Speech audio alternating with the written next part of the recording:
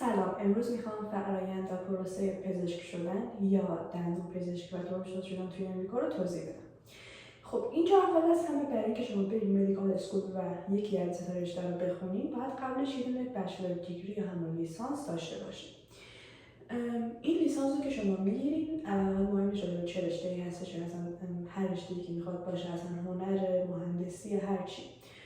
و شما اگر از قبل بدونید، از دوره دبیرستان که دارید اقدام میکنید برای کالج، بدونید که مثلا من این رشته رو میخوام به عنوان یه پریمد، به عنوان یه پریمدیسین دارم این رشته رو برمی‌دارم، اون پریکوزیت هایی که برای مدیکال اسکول لازمه رو به شما میگن که بردار. اگر نه بعدا یهویی تصمیم میگیرید که پزشک بشید، شما باید این پریکوزیت هایی که مدیکال اسکول میخواد نداشتین تا الان توی کورستون، تو ترانسکریپتتون رو دوباره بردارید. در نتیجه یه سری دیگه بریم اون کورس‌ها رو برگردیم. در اینجا خیلی‌ها میرن که مثلا فیزیکس از پریمد میخونن یا مثلا بیولوژی آن پریمد ترک میخونن، این شکلیه. و بعد از اینکه شما اون بچلر دیگری رو گرفتین و اون پریکوزیت‌ها رو برداشتین و حالا یه سری چیز دیگه که لازم داره برای مدیکال اسکول رو برداشتین، انجام دادین این کار رو، یه امتحانی هم داره که بعد شما بدین. برای پزشکی امتحان امکت هستش، برای دندونم یادم نمیاد دقیقاً چی، فکر کنم DSA بود یا همچین چیزی.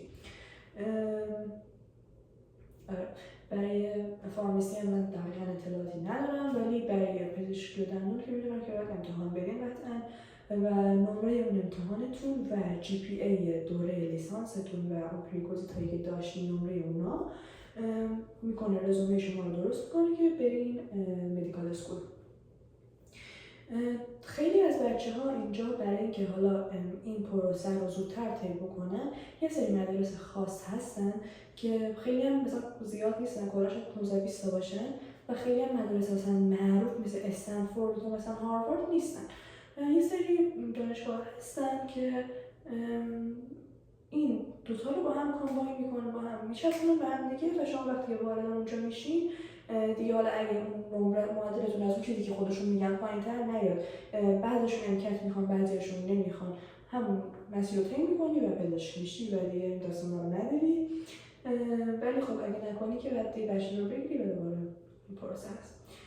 نکته دیگه که هست اینه که خیلی از بچه‌ها توی دبیرستان برای اینکه این پروسهشون طولانی نشه، 8 سال نشه، مثلا کورس‌های AP و اینا برمی‌دارن که دورهشون کوتاه‌تر بشه. اون دوره 8 ساله بشه 7 سال. و دندون پزشکی نه، خب شما دندون پزشکی مدیکالتون تموم شد میتونید قشنگ برید با اون دندون پزشک کارتو بکنید، اما برای پزشکی شما حتما باید یه رزیدنسی برید. اینجا اصلا ما چیزی به عنوان GP جنرال فیزیشن کلا نداریم.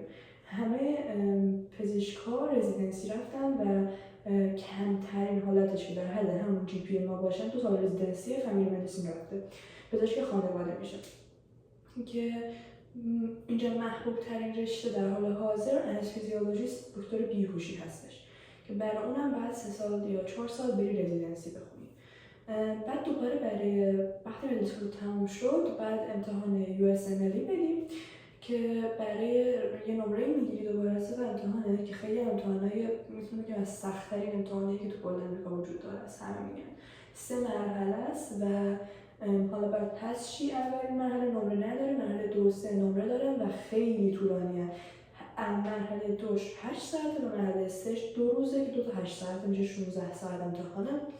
و بعد از امتحان شما بر اساس نمره‌ای که میگیری میتونی مچ کنی و بری مثلا حتی اگه دانشگاه خیلی خفنی هم نرفته باشی تو دوره مدیکال اسکول، میتونی حتی مچ کنی بری استنفورد مثلا برای رزیدنسی یا مثلا بری هاروارد، جاهای خیلی خفن میتونی بری بر اساس نمره‌ای که میگیری و حالا اون انگیزه نامه‌ای که مینویسی. چون اینجا هم برای دانشگاه رفتن، هم برای گراد اسکول یا هم برای مدیکال اسکول رفتن و هم برای اینکه یه جا مچ بشی بعد یه اسای بنویسی که مثلا من به این کار علاقه دارم و مثلا دلیلم چیه و اینا، چه توضیحات بدید.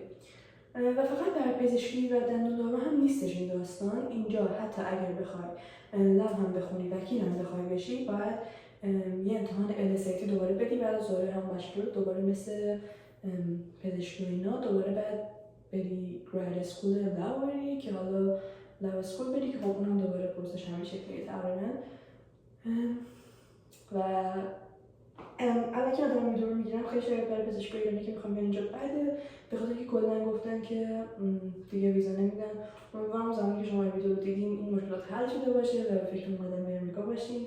و بتونیم بهش دست بیاریم. موفق باشین.